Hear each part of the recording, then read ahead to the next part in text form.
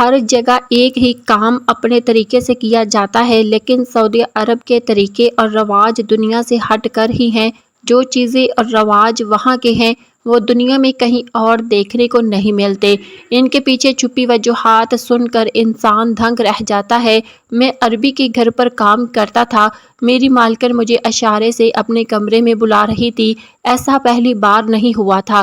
مجھے اس گھر میں نوکری کرتے ہوئے دوسرا ہفتہ تھا اور اب تک کئی بار ایسا ہوا تھا۔ اپنے کمرے سے نکلتی اور جب بھی میری نظر اس پر پڑتی تو وہ اشارے سے مجھے اپنے کمرے میں بلانے لگتی۔ مالکن کا حلیہ دیکھ کر ہی نظریں پھیر لیتا تھا۔ ایسے انجان بن جاتا تھا جیسے میں نے دیکھا ہی نہ ہو۔ ان کے کمرے میں جانا تو بہت دور کی بات تھی۔ اتنی جوان اور حسین مالکن کے قریب جاتے ہوئے بھی خوف آتا تھا۔ مالکن جوان لڑکی تھی۔ اس کے باپ نے مجھے یہاں بنگلے پر نوکری پر رکھا تھا۔ میری نوکری کے تیسرے ہی روز وہ امریکہ چلا گیا تھا، شاید کسی کاروبار کے سلسلے میں گیا تھا۔ اپنی جوان بیٹی کو تنہا چھوڑ دیا تھا۔ وہ عربی لڑکی کچھ عجیب سی تھی۔ سارا دن گھر سے باہر رہتی، شام کو جب گھر آتی تو بہت ہی عجیب حلیے میں گھر میں گھوما پھرا کرتی تھی۔ اس کا لباس دیکھ کر مجھے بڑی شرمندگی محسوس ہوتی تھی۔ میں نے کبھی کسی اور عورت کو کھلے عام ایسے لباس میں نہیں دیکھا تھا۔ جہاں کہیں مالکن کی مجھ پر نظر پڑتی وہ اشارے سے اپنے کمرے کی طرف بلانے لگتی تھی۔ میں ہمیشہ اسے دیکھ کر یہاں وہاں ہو جاتا، مگر اس دفعہ ایسا نہیں ہو سکا تھا۔ اس نے سختی سے مجھے گھور کر دیکھا تھا، اپنے کمرے میں آنے کا اشارہ دیا تھا۔ ہر بار میں نے اس اشارے کو نظر انداز کرتا تھا جیسے میں نے دیکھا ہی نہ ہو، مگر اس دفعہ اس نے بالکل سامنے آ کر اشارے سے مجھے اپنے کمرے میں چلنے کا کہا تھا۔ مالکن کی بات کو انکار کرنا ممکن نہیں رہا تھا۔ پتہ نہیں کیوں، لیکن مجھے مالکن کے ارادے کچھ ٹھیک نہیں لگتے تھے، اس لیے میں آج تک کبھی اس کے کمرے میں نہیں گیا تھا۔ تو ایک وجہ یہ بھی تھی کہ وہ اور میں گھر میں تنہا تھے، ایسے مجھے جوان لڑکے کے کمرے میں جانا مناسب نہیں لگا تھا۔ میری تربیت ہی ایسی تھی۔ میری 3 بہنیں تھیں، میں نے شروع سے ان کا احترام کیا تھا۔ مالکن کو بھی اپنی بہن کی نظر سے ہی دیکھتا تھا، لیکن اس رات مالکن مجھے زبردستی اپنے کمرے میں لے گئی۔ کمرے میں جاتے ہی اس نے دروازے کی کنڈی لگا دی تو میرا دل زور زور سے دھڑک اٹھا۔ آخر اسے کمرہ بند کرنے کی کیا ضرورت تھی؟ اس نے مجھے دیکھا، کہنے لگی تمہیں پیسوں کی ضرورت ہوگی جب ہی تم یہاں نوکری کے لیے آئے ہو۔ میں نے سر ہلا دیا۔ وہ مسکرائی اور بستر پر ٹانگ ڈال کر بیٹھ گئی۔ اس کا حلیہ اور بھی عجیب ہو گیا۔ میں نے فوراً نظر جھکا لی۔ وہ زور سے ہنسی اور کہنے لگی مجھے تمہاری یہی بات پسند ہے، تم مجھے نظر بھر کر کبھی نہیں دیکھتے، ورنہ بہت سے لڑکے ایسے ہیں جو میرے حسن کے عاشق ہیں، لیکن میں ان سے متاثر نہیں ہوتی۔ چاہتی ہوں تم اپنی ساری مشکلوں سے باہر نکلو تاکہ تمہارے چہرے کی خوبصورتی مزید چمک جائے، اس لیے تمہیں یہاں بلایا ہے۔ دراصل میں تمہاری مدد کرنا چاہتی ہوں اور تم میری ایک خواہش پوری کر دو، بدلے میں تمہیں ایک رات کے 60,000 ریال مل جائیں گے۔ بولو کیا یہ سودا منظور ہے؟ مالکن کی بات سنتے ہی میری آنکھیں حیرت سے پھٹ گئی۔ 60,000 ریال کوئی معمولی رقم نہیں تھی۔ جو لوگ سعودیہ میں رہتے ہیں وہ جانتے ہیں کہ اتنے پیسوں کی کیا قیمت ہوتی ہے۔ میں نے ہلکڑاتے ہوئے کہا مالکن 60,000 ریال؟ مالکن کہنے لگی ہاں، میرے لیے کوئی بڑی رقم نہیں ہے، جانتے ہو کہ ہم کتنے پیسے والے لوگ ہیں۔ مالکن کی بات واقعی سچ تھی، بہت ہی پیسے والی تھی۔ ان کے باپ نے مجھے پاکستان سے یہاں کام کے لیے بلوایا تھا، سارا خرچہ بھی خود اٹھایا تھا، ٹکٹ تک بھی مالکن نے بھیجا تھا، اور میں یہی سرونٹ کوارٹر میں رہتا تھا۔ میری تنخواہ تو 800 ریال تھی، اس لیے 60,000 ریال میرے لیے بہت خطیر رقم تھی۔ یہ سوچ کر میں خوش ہو گیا تھا۔ مالکن سے کہا ٹھیک ہے، مجھے بتا دیں کہ آپ کو کیا کام ہے، میں کام کر دوں گا۔ مالکن نے کھڑے ہو کر میری نظروں میں نظریں ڈالی تو میرا جسم کانپنے لگا تو مالکن میرے بہت قریب آ گئی تھی۔ مالکن کہنے لگی مجھے تم سے کوئی کام نہیں ہے، بلکہ اپنی خواہش پوری کروانی ہے، اور تم نے میری خواہش پوری کر دی۔ میں صبح ہوتے ہی یہ رقم تمہیں دے دوں گی، بس ایک رات ہی کی بات ہے، پھر تمہیں یہاں نوکری بھی نہیں کرنی پڑے گی، تم اتنی بڑی رقم لے کے واپس اپنے وطن چلے جاؤ گے۔ میں نے گھبرا کر مالکن سے کہا بتا دیں کہ کیا خواہش ہے، تو مالکن نے جو بھی خواہش سامنے بیان کی سن کر میرے پاؤں تک پسینہ آ گیا۔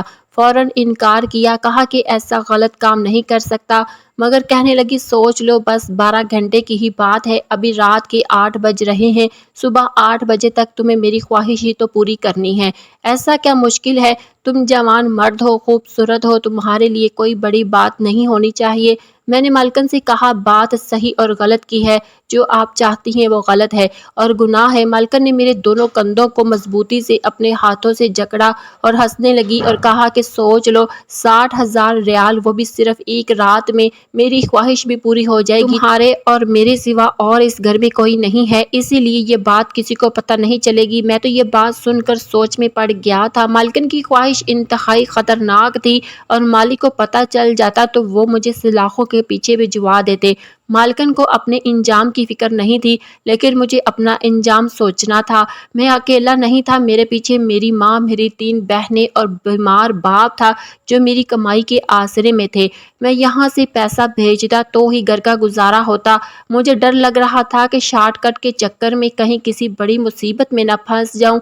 مالکن مجھے سوچتے ہوئے دیکھا تو کہنے لگی چلو ٹھیک ہے، تمہیں سوچنے کے لیے 2 دن کا وقت دیتی ہوں، بابا کے آنے میں 4 دن باقی ہیں، تم 2 دن اچھی طرح سوچ لو پھر مجھے جواب دینا۔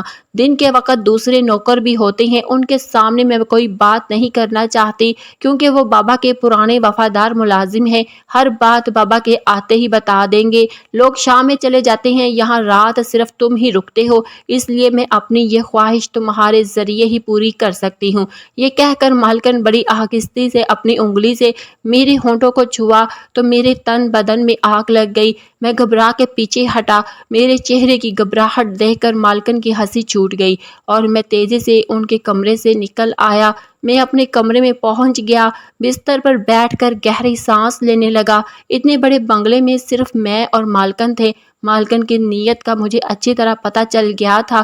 میں سوچ رہا تھا کہ مالکن اپنے باپ کی غیر موجودگی میں ایسا کام کیسے کر سکتی ہے؟ وہ تو اپنے باپ کی اکلوتی بیٹی ہے، اس کے دل میں کوئی ایسی خواہش ہے تو جائز طریقے سے پوری کر سکتی ہے۔ یہ وہ سوال تھے جن کا جواب میرے پاس نہیں تھا۔ ساری رات میں بستر پر کروٹیں بدلتا رہا لیکن مجھے نیند نہ آئی۔ جوان مرد تھا، میرے لیے مالکن کو ایسی حالت میں دیکھ کر اپنے جذبات پر قابو پانا بہت مشکل تھا۔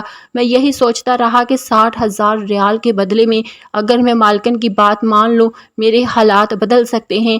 مجھے سالوں محنت کر کے بھی اتنا پیسہ نہیں مل سکتا جتنا ایک رات کے بدلے مالکن مجھے دینے کو تیار تھی۔ اگرچہ کام ٹھیک نہیں تھا لیکن اس کام کے ذریعے میں وہ سب کچھ حاصل کر سکتا تھا جو میرا خواب تھا۔ یہ سب سوچتے سوچتے مجھے نیند آ گئی۔ صبح میں اٹھا تو پھر میں بنگلے میں پہنچ گیا۔ میرا کام بنگلے کی صفائی کرنا، برتن دھونا تھا۔ یہاں کے سارے پرانے ملازمین کو علیحدہ رہائش ملی ہوئی تھی، سب واپس جایا کرتے تھے کہ میں ہی تھا جسے مالک نے سرور کوارٹر میں رکھا تھا۔ پاکستان میں مجھے کوئی نوکری نہیں مل رہی تھی جبکہ میں پڑھا لکھا تھا، اس کے باوجود بھی کچھ حاصل وصول نہیں ہو رہا تھا، اس لیے میں نے سعودیہ میں نوکری کے لیے درخواست ڈالی تھی۔ مجھے نہیں معلوم تھا کہ یہاں مجھے ایسی نوکری ملے گی۔ جب مجھے اس نوکری کی آفر ہوئی تو میں سوچ میں پڑ گیا تھا تو حالات سے مجبور ہو کر سعودیہ چلا آیا۔ اب یہ موقع جب مالکن کی طرف سے مجھے مل رہا تھا تو میرے لیے بہت ہی اہم اور قیمتی تھا، لیکن میرا کردار آڑے آ رہا تھا جو مجھے غلط کام کی اجازت نہیں دے رہا تھا۔ میری تربیت اس طرح سے نہیں ہوئی تھی۔ سارا دن میں ملازمین کے ساتھ کام کرتا رہا، مالکن تو نہ جانے کہاں گئی تھی۔ کام کرتے کرتے میں پرانے ملازمین سے بات چیت شروع کر دی۔ کچھ دنوں میں میری کھانا پکانے والے ہندوستانی خان سامہ سے کافی دوستی ہو گئی تھی اور یہاں کافی عرصے سے کھانا کھانے کا کام کر رہا تھا۔ بس یوں ہی اس سے پوچھا مالکن سارا دن کہاں رہتی ہے؟ مالک انہیں اکیلا چھوڑ کر کیسے چلے گئے؟ یہ بات سن کر خان سامہ کہنے لگا یہ تو معمول کی بات ہے، مالک کہیں بھی جاتے ہیں تو مالکن کو ساتھ نہیں لے کر جاتے، اور مالکن کی طبیعت بڑی عیاش ہے، کبھی تو کسی لڑکے کے ساتھ، کبھی کسی لڑکے کے ساتھ، ان کا تو کام ہی یہی ہے۔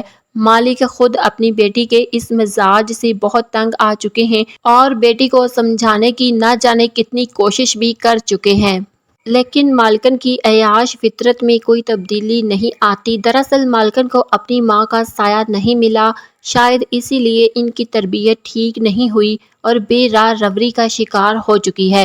مالک شاید جلد ان کی شادی کروا دے، یہ کہہ کر خان سما اپنے کام میں مصروف ہو گیا اور میں سوچ میں پڑ گیا۔ مالک بھی مالکن کی عیاش فطرت سے واقف ہے، وہ جانتے ہیں کہ ان کی بیٹی کس راستے پر چل رہی ہے، شاید اسی لیے مالکن کو اپنے ماں باپ کا بھی خوف نہیں ہے۔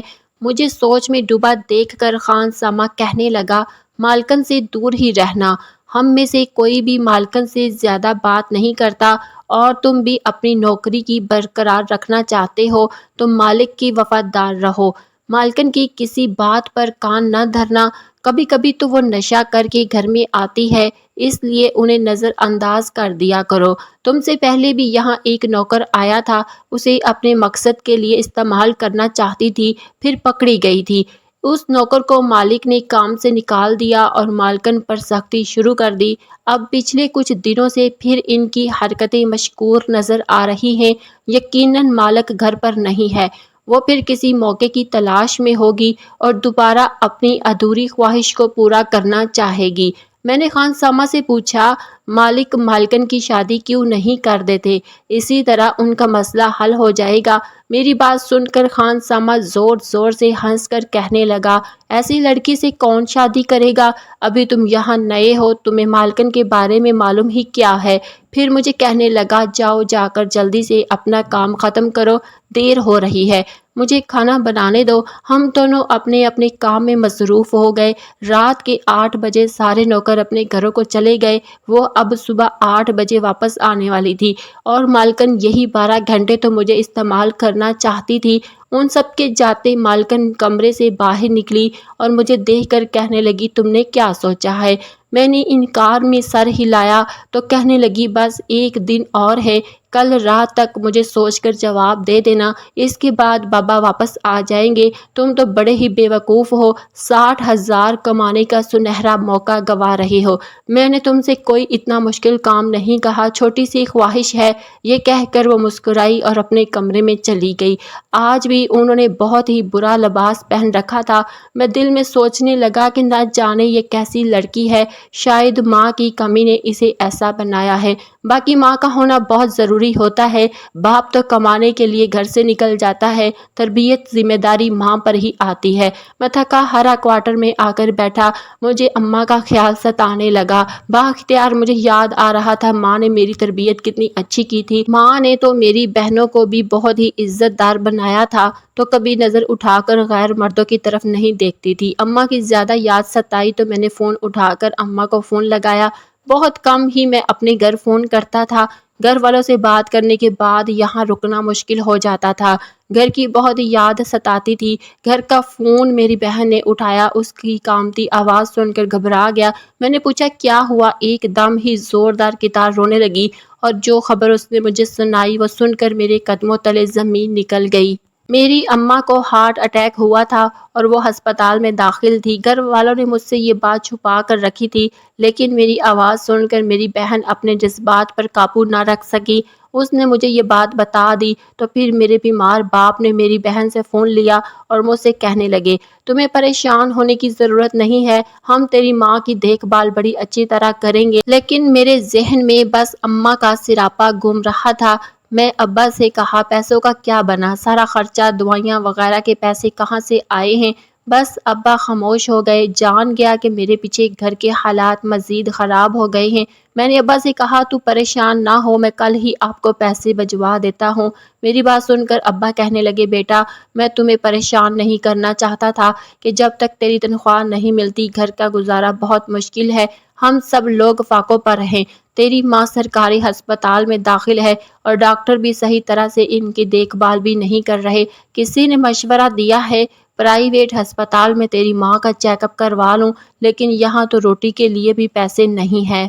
ابا ایک دم ہی رو پڑے تھے، شاید ان کے ضبط کی ساری حدیں ٹوٹ گئی تھی۔ پھر میں نے ابا سے وعدہ کیا کہ میں کل ہی آپ کو بہت بڑی رقم بھیجوں گا جس سے آپ کے سارے مسئلے حل ہو جائیں گے اور کچھ دنوں میں بھی لوٹ آؤں گا۔ یہ سن کر ابا پوچھنے لگے، تیرے پاس اتنی جلدی اس طرح سے اتنا پیسہ کہاں سے آیا؟ میں نے ابا کو بتایا کہ میرے مالک کا بہت ہی رحم دل ہے، اس نے مجھے پیسہ دیا ہے۔ یہ سن کر ابا خوش ہو گئے اور میں نے فون بند کر دیا۔ مجھے فیصلہ کرنے میں ایک لمحہ بھی نہیں لگا تھا۔ میں اب مالکن کی بات مان لوں گا، مگر بات میری ماں کی اور میری بہنوں کی مستقبل کی تھی، اس لیے میں اپنا آپ قربان کرنے کو تیار ہو گیا۔ اگلا سارا دن میں نے بڑی بے چینی سے گزارا۔ شام کے بعد جب سب لوگ چلے گئے تو میں نے مالکن کو کہا کہ میں ان کی خواہش پوری کرنے کے لیے تیار ہوں۔ یہ سن کر ان کا چہرہ خوشی سے کھل اٹھا۔ وہ کہنے لگی، جانتی تھی تم بہت سمجھدار ہو۔ میں نے مالکن سے کہا، لیکن مجھے پیسے کام سے پہلے چاہیے، میری ماں بہت زیادہ بیمار ہے، مجھے پیسے اپنے وطن بھجوانے ہیں۔ مالکن کہنے لگی، یہ کوئی بڑی بات نہیں ہے، میں فوراً ہی پیسے بھجوانے کا انتظام کر دیتی ہوں، تم مجھے ایڈریس دے دو۔ میں نے مالکن کو اپنا پتہ دیا۔ وہ کافی دیر تک کسی سے بات کرتی رہی اور کہنے لگی، بس آدھے گھنٹے میں ہی تمہارے گھر والوں کے پیسے مل جائیں گے۔ میں نے مالکن سے کہا کہ میں پہلے تسلی کروں گا۔ وہ کہنے لگی، ٹھیک ہے، تو زیادہ وقت نہیں ہے، سارے ملازم جا چکے ہیں، اب صبح 8 بجے ہی وہ واپس آئیں گے، میں مزید انتظار نہیں کر سکتی۔ پھر آدھے گھنٹے بعد جب میں نے اپنے گھر فون کیا تو میری بہن کی آواز میں خوشی تھی۔ وہ کہہ رہی تھی، بھائی آپ کے بھیجے ہوئے پیسے مل گئے ہیں، کوئی پٹھان آدمی آیا تھا، اس نے بتایا کہ آپ نے پیسے بھجوائے ہیں، اب ہم اماں کا بڑے ہسپتال میں علاج کروائیں گے۔ یہ سب سن کر مجھے بھی خوشی ہوئی اور میں نے کہا کہ بس کچھ عرصے میں بھی واپس آ جاؤں گا۔ مالکن میرے سامنے ہی کھڑی تھی، کہنے لگی، اب تمہارا مسئلہ حل ہو گیا، اب میرا مسئلہ ختم کرو۔ یہ کہتے ہی مالکن کے چہرے پر شیطانی مسکراہٹ آئی تھی۔ میں نے مجبوری کے عالم میں جب یہ سب کیا، میرا دل بالکل راضی نہیں تھا۔ خیر میں مالکن کے ساتھ کمرے میں چل پڑا جہاں وہ مجھے لے کر جانا چاہتی تھی، اور پھر وہ ساری رات میں نے بہت ہی مصروف گزاری۔ پورے 10 گھنٹے ہم دونوں نے مل کر مالک کے کمرے کا ایک ایک کونا چھان مارا، لیکن مالکن کو کسی خاص چیز کی تلاش تھی جو مالک کے کمرے میں تھی، اور وہ میرے ذریعے اس چیز کو ڈھونڈنا چاہتی تھی۔ دھیرے دھیرے وقت گزر رہا تھا، لیکن مالکن کا کام مجھ سے نہیں ہو رہا تھا، اور پھر صبح کے وقت مجھے وہ چیز مل گئی جس کی تلاش مالکن کو تھی، لیکن نہ جانے کیوں میں نے وہ مالکن کو دینے کی بجائے چھپا لی تھی، تو میرے دل میں خوف خدا آ گیا تھا۔ فجر کی اذانیں ہو رہی تھی، میرا دل چیخ چیخ کر کہہ رہا تھا، میں غلط کر رہا ہوں۔ مالکن نے مجھے مایوسی سے دیکھا اور کہنے لگی کہ مجھے لگا تھا کہ تم میرے بہت کام کے ہو، لیکن اس گھر کے ایک ایک کونے کی صفائی کرتے ہو، تمہیں اس چیز کے بارے میں علم ہوگا، لیکن مجھے نہیں معلوم تھا تمہارے پیچھے 60,000 ریال برباد کر رہی ہوں، تم میرے کسی کام نہیں آئے۔ میں نے مالکن کے سامنے ایسے اظہار کیا جیسے میں نے اپنی پوری کوشش کی ہو اور پھر مجھے وہ چیز نہ ملی ہو۔ ایسے ہی صبح 8 بج گئے اور جیسے نوکر آنا شروع ہوئے، مالکن واپس اپنے کمرے میں چلی گئی اور میں نے صفائی کے کام میں مصروف ہو گیا۔ دوپہر کے وقت مالک کے گھر لوٹنے پر مالکن گھر پر نہیں تھی، دوبارہ سے کہیں باہر چلی گئی تھی۔ مالک اپنے کمرے میں تھے۔ میں مالک کے سامنے گیا، ہاتھ باندھ کر کھڑا ہو گیا۔ مالک مجھے دیکھنے لگے۔ میں شروع سے آخر تک سارا قصہ سنا دیا۔ سن کر مالک چونک اٹھے۔ وہ کہنے لگے، تو کیا تمہیں وہ چیز مل گئی تھی؟ میں نے سر ہلایا، کہا، جی مالک۔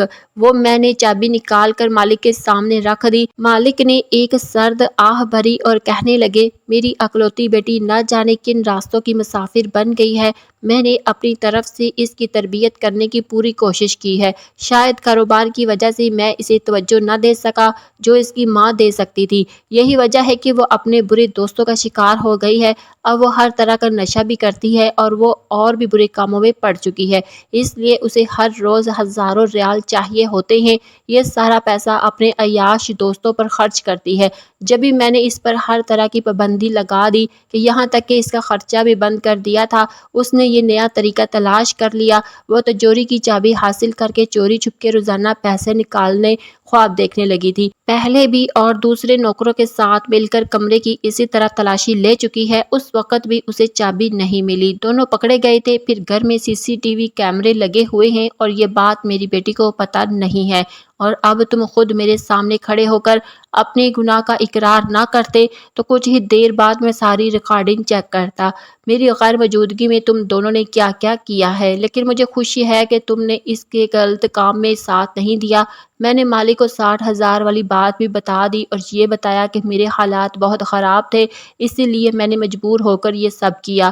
مالک نے 10,000 ریال میرے ہاتھ میں رکھ دیے اور کہنے لگے یہ بھی اپنے گھر بھیج دو، جو میری بیٹی نے تمہیں دیے ہیں وہ بھی میرے پیسے ہی ہیں، اس لیے پریشان ہونے کی ضرورت نہیں ہے۔ میں بیٹی سے خود بات کروں گا، اسے سمجھاؤں گا کہ اگر وہ اپنی بری صحبتیں چھوڑ دے گی میں دوبارہ سے پیسے دینا شروع کر دوں گا، لیکن مجھے نہیں لگتا کہ وہ اتنی آسانی سے راضی ہوگی۔ اسے نشے کی لت لگ گئی ہے، اس کے دوست بہت ہی خراب ہیں۔ مالک کی آنکھوں میں آنسو آ گئے۔ میں نے مالک سے کہا آپ مالکن کی شادی کیوں نہیں کروا دیتے؟ وہ کہنے لگے کہ تمہاری مالکن نے ہر جگہ خود کو بدنام کر لیا ہے، کوئی اس کا رشتہ لینے کو تو راضی نہیں۔ میں دولت مند ہوں، کسی کو بھی خرید سکتا ہوں، لیکن زبردستی اپنی بیٹی کسی کے ساتھ نہیں ڈالنا چاہتا۔ میں اپنی بیٹی کے لیے شوہر نہیں خرید سکتا۔ مالک نے مجھے نہ نوکری سے نکالا اور نہ ہی برا بھلا کہا تھا، بلکہ اپنی بیٹی کو سمجھانے کے لیے کمرے کی طرف چلے گئے تھے۔ میں نے دل سے دعا کی تھی کہ مالک کی یہ مشکل حل ہو جائے۔ مالکن اپنے ہی باپ کا پیسہ چوری کرنا چاہتی تھی، اس کا ارادہ بہت ہی برا تھا، میں نے بھی مجبوری میں اس کا ساتھ دیا تھا۔ اس بات پر مجھے بہت شرمندگی ہے۔ میں آج بھی مالک کے بنگلے پر کام کرتا ہوں، اس وقت چھٹی پر پاکستان آیا ہوا ہوں۔ مالکن ابھی بھی پہلے جیسی ہی ہے، لیکن مالک اپنی کوشش کر رہے ہیں۔ دعا کرتا ہوں جلد ہی میرے مالک کی مشکل آسان ہو جائے۔